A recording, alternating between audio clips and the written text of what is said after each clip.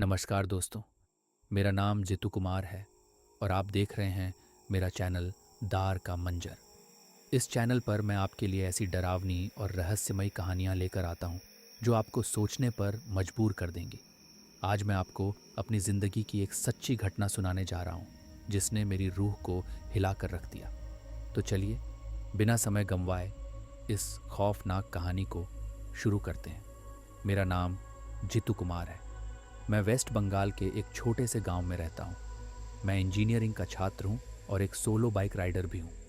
छुट्टियों में या वीकेंड पर मैं अक्सर अपनी बाइक लेकर लंबी यात्राओं पर निकल जाता हूँ। लेकिन 2 साल पहले मेरे साथ एक ऐसी घटना घटी जिसे आज भी याद करता हूँ तो रूह कांप जाती है। ये घटना उस समय की है जब मैं अपनी बाइक लेकर कोलकाता की ओर लंबी यात्रा पर निकला था। मेरी योजना 3 दिनों में सफ़र पूरा करने की थी, इसलिए मैंने पहले से होटल बुक कर ली थी। सफ़र के दौरान मैंने रास्ते में एक वड़ा पाव खाया क्योंकि मुझे बहुत भूख लग रही थी। लेकिन मुझे अंदाज़ा नहीं था कि यह सफ़र मेरे लिए इतना खतरनाक बन जाएगा। जैसे जैसे शाम होने लगी, अचानक मेरे पेट में गड़बड़ शुरू हो गई। मुझे महसूस हुआ कि अब ज़्यादा देर इंतज़ार नहीं कर सकता। लेकिन उस समय होटल तक पहुंचने का समय भी नहीं था। तभी मुझे रास्ते में एक सुलभ शौचालय नज़र आया। मैंने बाइक रोकी और अंदर चला गया। जैसे ही मैं अंदर गया और अपनी जगह पर बैठा, मुझे किसी पायल की आवाज़ सुनाई दी। यह आवाज़ सुनकर मेरे होश उड़ गए। मैंने सोचा, ये पायल की आवाज़ यहाँ कैसे आ सकती है, क्योंकि यह पुरुषों का शौचालय था। अचानक लाइट झपकने लगी। मैं डर के मारे कांपने लगा। मेरे शरीर के रोंगटे खड़े हो गए। मैंने ज़ोर से चिल्लाकर पूछा, कौन है? कौन मजाक कर रहा है? सामने आओ। लेकिन कोई जवाब नहीं आया। थोड़ी देर बाद सब कुछ शांत हो गया। मैं जल्दी जल्दी बाहर निकलने की कोशिश करने लगा, लेकिन दरवाज़ा अटक गया। मैंने चौकीदार को आवाज़ दी। उसने आकर दरवाज़ा देखा और कहा, दरवाज़ा तो बाहर से खुला है, आप अंदर से ज़ोर लगाइए। मैंने दरवाजे को धक्का दिया और किसी तरह बाहर निकल आया। लेकिन जैसे ही मैं बाहर आया, मेरा पेट फिर से खराब हो गया। अब मेरे पास और कोई चारा नहीं था, इसलिए मुझे फिर से उसी खतरनाक वॉशरूम में जाना पड़ा।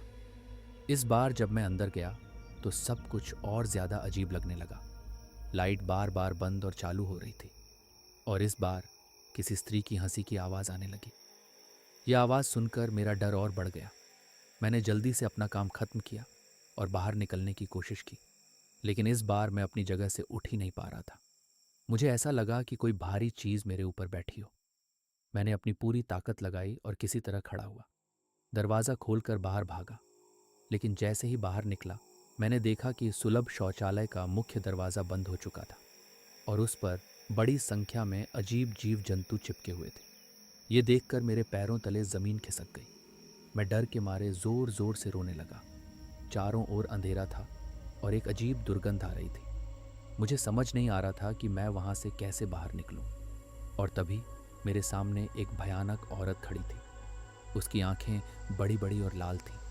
उसके लंबे बिखरे हुए बाल थे। मैं पूरी तरह डर चुका था। वह औरत मेरी ओर बढ़ने लगी। मैं दरवाजे की ओर भागा, लेकिन घबराहट में मेरे पैर फिसल गए और मैं फर्श पर गिर गया।